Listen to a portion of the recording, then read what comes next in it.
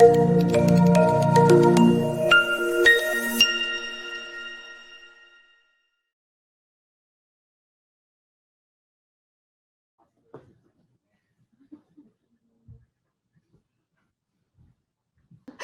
this next session won't be quite as controversial, but it is just as important.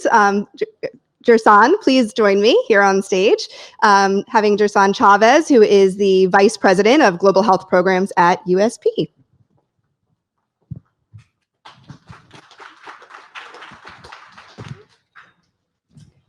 Great, so let's dive straight in, since we are talking about tackling medicine shortages, and that is a big issue, and there is a lot of complexity to it.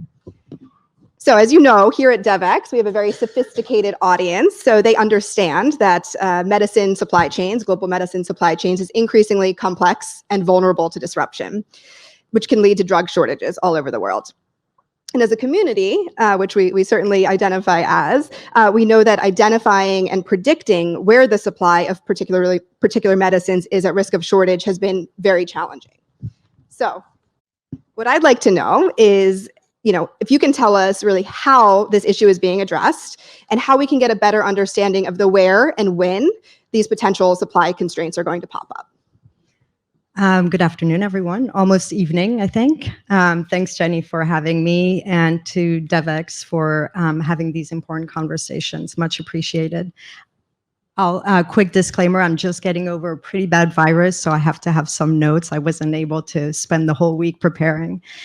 So as you pointed out, identifying shortages before they happen and understanding what products might be at risk of shortages has been an issue for a long time. I think, obviously, a light was shown bright during COVID and really made the global health community start looking at the issue or rethink the issue and start looking at the root causes. And I think that's something we hadn't seen before.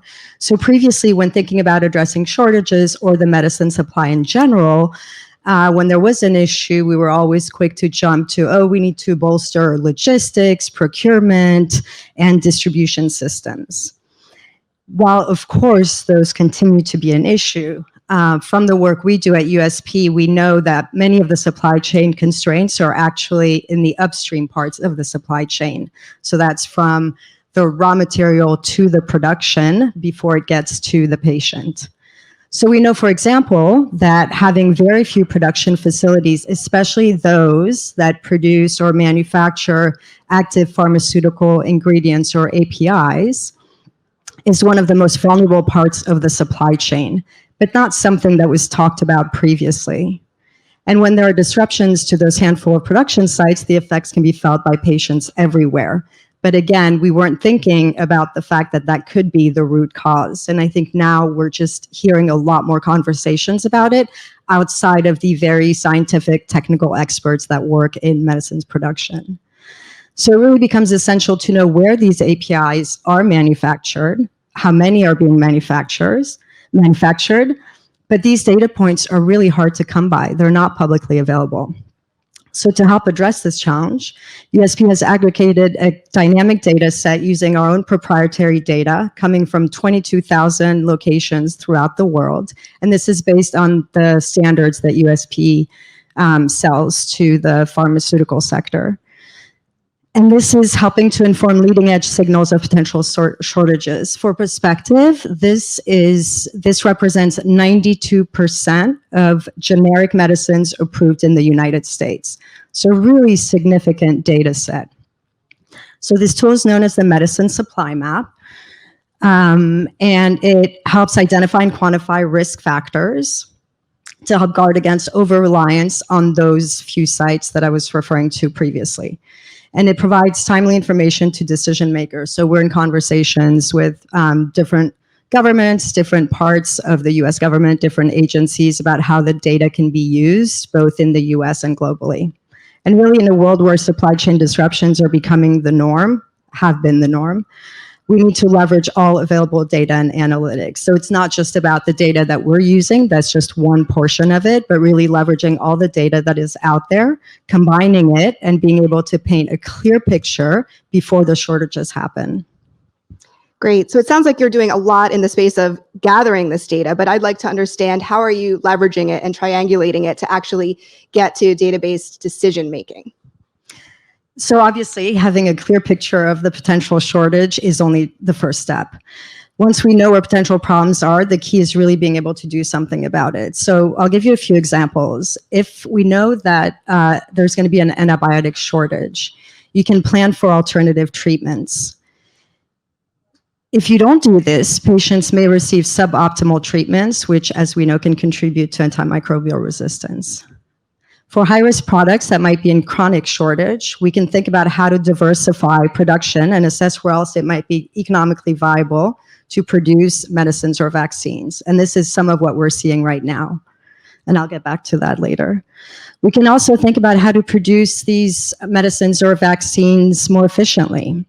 So I know it is a very highly educated audience, but I didn't even know the whole process of how you manufacture medicines before joining USP many years ago. But for those who don't know, you use a process called batch manufacturing.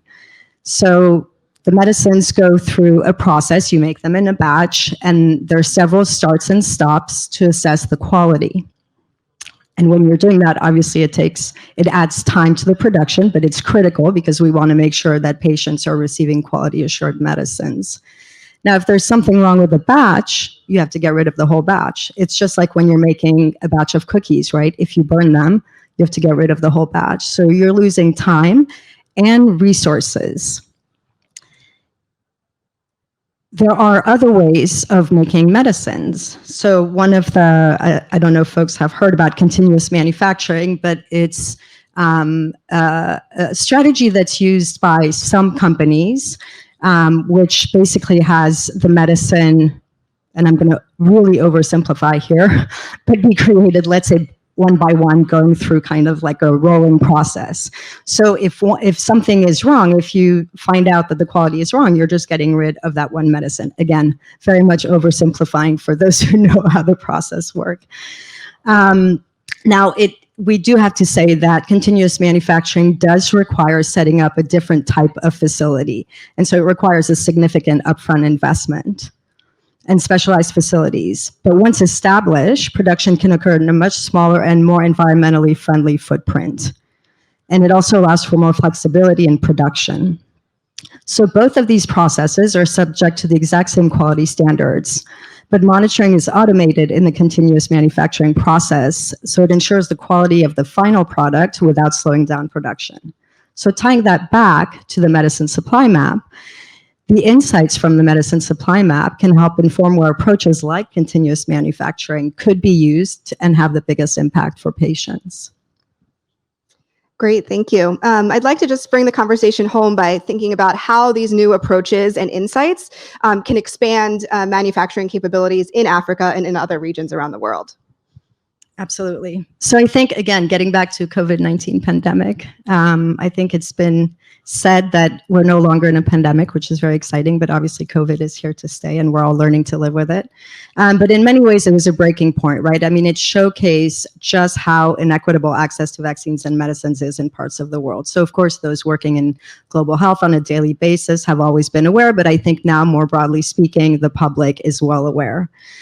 As a result, on a positive note, we've seen incredible momentum and new initiatives around expanding manufacturing, pharmaceutical manufacturing specifically, and particularly in Africa.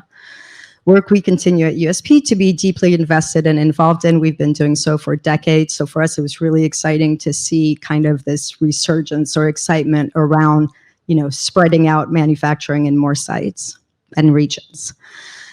What we're seeing now, however, is a real need to match this momentum with insights, strategies, and really solid business cases if these efforts are going to be sustainable, right? It's much like we were talking about emergencies earlier. There's, a lot that happens in the beginning. There's a lot of excitement, momentum, some resources go towards it, and then there's something else to move on to. That's one of the concerns for those of us working in this area.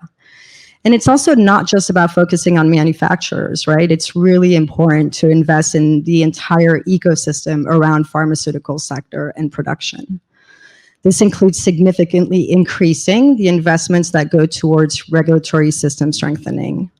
And one of the ways we can do that, just a quick plug, which has nothing to do with us specifically, but as many know, the African Medicines Agency has been ratified. And obviously, for it to be successful, it will need a lot of support from different stakeholders. And really, at the end of the day, I think we owe it to ourselves to really take the lessons that COVID has taught us so that the next time around, hopefully, we have fewer shortages, fewer disruptions, and faster access to medicines and vaccines. Great. Well, talking about lessons learned, I'd like to ask what your call to action to everyone here in the room in New York and tuning in from around the world would be. I think really an understanding that medicines, it's not just about, making sure that the medicines go from the warehouse to the patient, that there's an entire process that happens before that, and that if that process is broken, you're never going to get the meds or the vaccines to the patient at the end of the day. And I think in global health, we focus a lot on the second half, right? The downstream. And I think it behooves all of us to really understand the upstream. And again, it's not something I had understood. I also worked on more of the community health and other aspects. But I think it's really important for everyone to understand how if that part of the system is broken, it's not just the responsibility of the private sector or the manufacturers to fix it. We all have to advocate so that there are investments in that piece of work. So I guess that would be the call to action. Great. Well, thank you so much, Gersande and USP, for all you're doing in this space.